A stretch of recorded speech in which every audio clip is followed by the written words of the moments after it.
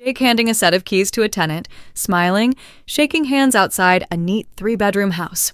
Right side, Marcus alone at his laptop, clicking confirm purchase on a brokerage app. He closes the laptop. No fanfare. Jake just bought a rental property. Marcus just bought index funds.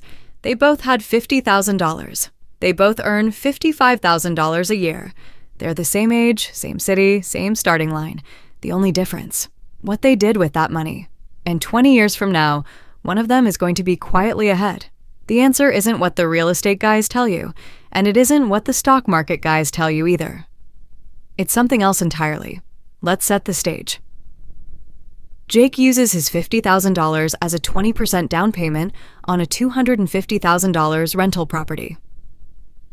His 30-year mortgage at 7% costs him $1,330 a month. His tenant pays $1,800. On paper, that's $470 a month in profit before he spent a single dollar on anything else.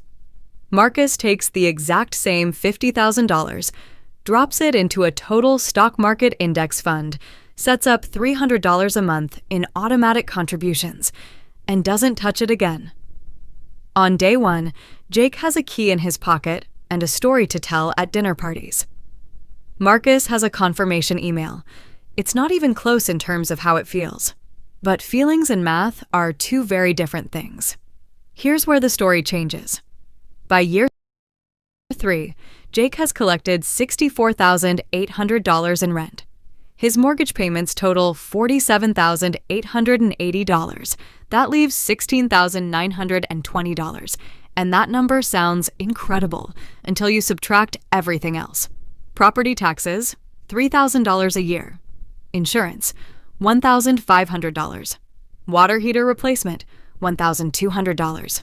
Leaking roof repair, $2,800.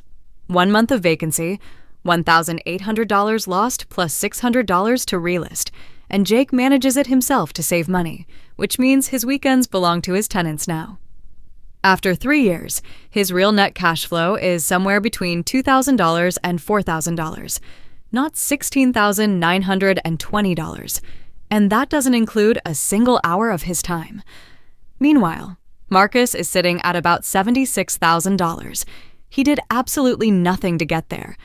Compounding is the most misunderstood force in personal finance. It's boring for the first 5 years and astonishing for the next 15. By year 7, Marcus's portfolio has grown to about $135,000 to $150,000. He didn't pick stocks. He didn't time the market. He didn't do anything except not touch it. Here's what's happening under the surface. The gains on his gains are now generating more new wealth each year than his original contributions. That's the tipping point. Once you cross it, money starts making more money than you do. Jake is building equity too.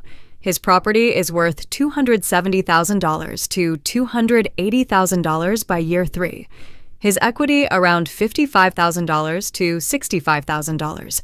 That's real. That's leverage working in his favor. But here's the critical difference. Jake's wealth requires his attention every single week. Marcus's wealth grows whether he's watching or not.